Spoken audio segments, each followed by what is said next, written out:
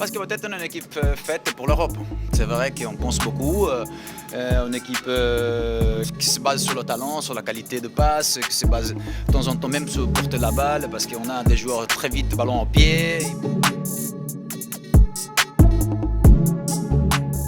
Ça faisait un moment que j'avais envie de le faire, ça m'a fait me creuser la tête un petit peu, mais dans cette vidéo, on va parler de mon 11 idéal de l'histoire du PSG. En commençant à écrire, j'avais à peine tout fixé, et puis ça s'appuie sur mes sensibilités, et ce que j'ai pu découvrir en faisant ces vidéos. Même s'il y a des évidences à certains postes, selon moi. Après, on reste sur quelque chose de subjectif, vous avez peut-être votre 11 en tête, et je veux bien l'avoir en commentaire, ça m'intéresse. J'ai commencé par l'entraîneur de cette équipe, qui va forcément être Luis Enrique, l'homme qui a ramené la Ligue des Champions et la sérénité dans ce club de fou. Depuis qu'il est là, 100% football et 0% drama, on claque plus des dents quand il y a un match tendu. Le retour à Liverpool cette année nous l'a encore confirmé, on est fort techniquement et mentalement. Et même si on perd, je sais et je vois que ça sera en ayant tout donné. Ça rendra la chose plus acceptable. Pour tous ces changements et ce qu'il insuffle aujourd'hui et pour longtemps encore j'espère, c'est le meilleur coach de l'histoire du PSG. Ma composition je l'ai faite en 4-2-3-1, c'est pas forcément ce qu'aurait fait notre coach, mais avec les joueurs que j'ai choisis c'est ce qui me semblait le plus cohérent. J'ai mis aussi 7 remplaçants comme pour un vrai match, dont je parlerai aussi après les titulaires. On va commencer par derrière avec le gardien, Bernard Lama, qui est de l'avis de beaucoup le meilleur gardien de l'histoire du club. Et de ce que j'ai vu, il n'y a pas l'air d'avoir photo. Agile, technique, il a quand même une certaine longévité au club. Il a été le capitaine à soulever notre première Coupe d'Europe.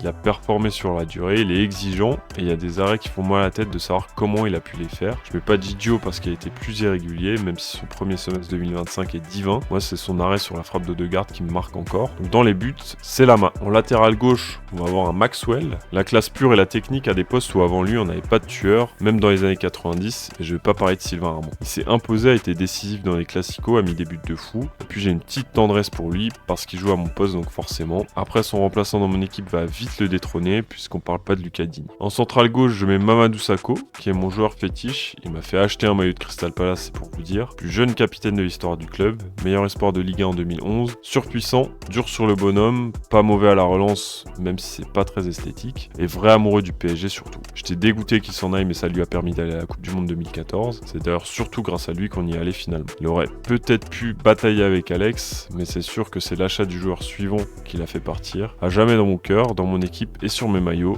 Mamadou, je t'aime. À ses côtés donc, on a notre bon vieux Marquinhos. On peut dire ça maintenant, c'est le doyen de l'effectif en 2026. Que dire, il a appris des plus grands pour devenir grand à son tour. Je me souviens de son année 2020 où il est injouable et décisif tout le temps. Alors il a eu des coups de moins bien, sûrement des défaillances mentales, mais il a tout surmonté pour devenir le capitaine qui a soulevé la première Ligue des Champions du club. Sa réaction nous montre à quel point il a donné et il aime ce club. Il est revenu à un très bon niveau cette année parce que l'an dernier, il y avait quelques matchs où il était un peu moyen. C'est le joueur le plus capé de l'histoire du club. Il va être très difficile à aller chercher, c'est un monstre. Voilà pourquoi il est dans l'équipe. Là, on est sur une évidence sportive avec Hakimi. C'est le meilleur latéral droit de l'histoire du club, sans contestation. Il sait tout faire et Enrique lui a fait passer un cap parce qu'avant son arrivée, on sentait qu'il en avait encore sous le pied. A priori, on avait tous bien vu. Après, faut pas oublier le reste parce que n'oublions pas que le garçon est accusé de viol et qu'il y a une procédure en cours contre lui. D'ailleurs, je tiens aussi à dire que la banderole de soutien du club à son égard est carrément toute pourrie, pour pas dire irresponsable. S'il est condamné, Bernard Mendy prend sa place, sans problème. Certes, sportivement, on n'est pas sur le même niveau, mais il a tracé Roberto Carlos, il a fait gagner la Coupe de la Ligue 2008 au PSG, mais surtout, il aime le club et a été coach et membre du staff des féminines pendant un certain temps. On passe au milieu avec un certain Luis Fernandez, on a le chien de garde au milieu, et j'ai déjà dit la légende presque ultime du PSG, tant il a gagné en tant que joueur et entraîneur. Capitaine et pilier du premier titre de champion de France en 86, récupérateur, buteur et passionné de son club. J'aurais aimé le voir jouer en direct, mais sa carrière parle pour lui, tant pour l'équipe de France que pour le PSG. Enfin, un beau duo avec le suivant. Luis avec Marco Verratti, je pense que ça a une petite gueule. Le petit hibou, c'est le chouchou, le mec à qui il est impossible de prendre les ballons, qui préfère la dernière passe que de frapper et marquer. Impressionnant et indispensable quand il est à 100%.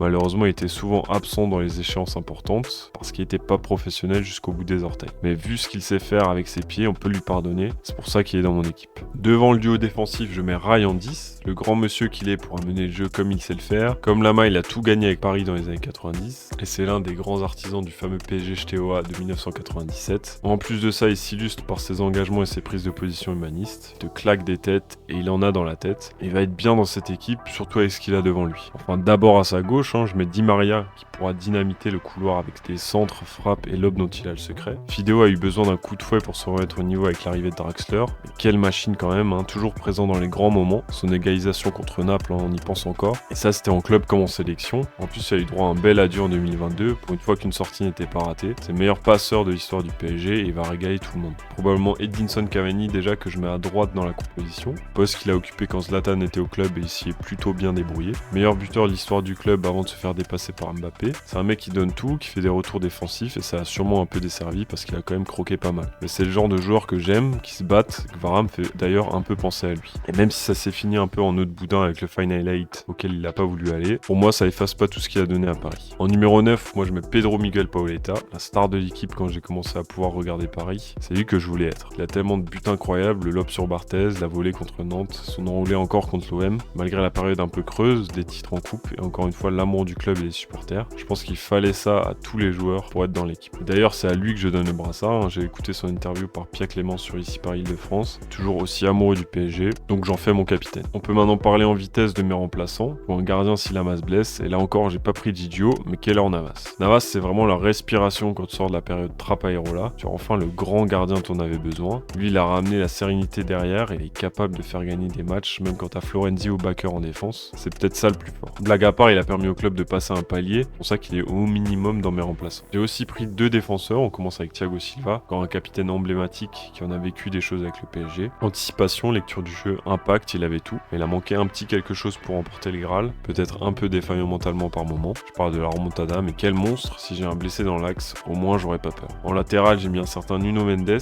qui est comme Hakimi à mon avis le meilleur de l'histoire du club à son poste. Dans 1 ou 2 ans, il sera titulaire dans mon équipe de légende, c'est presque un peu pour faire mon intéressant que j'ai mis Maxwell. Il est rapide, technique et en plus maintenant il sait défendre. Que demander de plus à part peut-être qu'il ne se déconcentre plus pendant un match, mais s'il arrive à faire ça, il sera vraiment trop terrifiant. Au milieu, je demande Blaise Matuidi, l'homme aux 10 poumons qui est devenu le joueur de classe mondiale qu'il devait être au PSG. Des projections, des récupérations et des buts, malgré une technique pas très orthodoxe comme Sako finalement. Mais si je le fais rentrer, je sais qu'il va terminer d'achever le milieu en face. En milieu offensif, j'ai mis Safet Suzik, le Bosnien qui a passé 9 saisons au club et qui a dribblé toute la D1 avec ses gros cuisseaux. J'ai vu que quelques-unes de ses grosses actions, mais tous les joueurs qui l'ont côtoyé disent que c'était le meilleur joueur de l'histoire du PSG. Je les crois et pour soigner mon ignorance, la prochaine vidéo PSG sera sur Safet. On passe à mes 2 attaquants remplaçants. Je commence avec Yuri Djorkaeff qui n'a passé qu'une saison au club, mais quelle saison et quel joueur avec ses frappasses. En plus, il peut occuper les 3 postes sur le front de l'attaque, ça aide. 1 an à Paris c'était trop peu, donc je le rapatrie dans mon équipe fictive. Et je termine avec Mustapha Daleb qui pourra prendre la place d'un ailier ou de rail. La première star offensive du PSG, chouchou du parc, rapide et technique, solide buteur sur ses 10 ans passés au club. Et en plus, c'est la vidéo que j'ai faite sur lui qui a le mieux marché sur la chaîne, donc il avait bien sa place dans mon équipe. Alors je sais, j'en ai peut-être oublié à votre goût des Bats, Ginola, Wea, Guérin, Ronaldinho, Zlatan peut-être, mais j'ai fait avec mes sensibilités et mon rapport aux joueurs que je viens de vous présenter. J'attends votre équipe type de l'histoire du PSG en commentaire, que je puisse la comparer et voir qui battrait qui. C'était plutôt drôle de faire ce petit exercice et c'est ici qu'on s'arrête pour cette vidéo. Petit pouce et abonnement si vous avez apprécié le contenu. Vous retrouverez les sources qui m'ont aidé à écrire cette vidéo et mes réseaux sociaux dans la description. Prochain rendez-vous dans un mois avec une vidéo jeu vidéo sur Suikoden et pour le PSG on parlera donc de Safet Suzik comme j'ai pu le dire avant. Et en plus maintenant vous avez une vingtaine de vidéos sur l'histoire du PSG à rattraper si vous ne connaissez pas ma chaîne. Voilà, donc abonnez-vous, je vous fais des gros bisous. Ciao.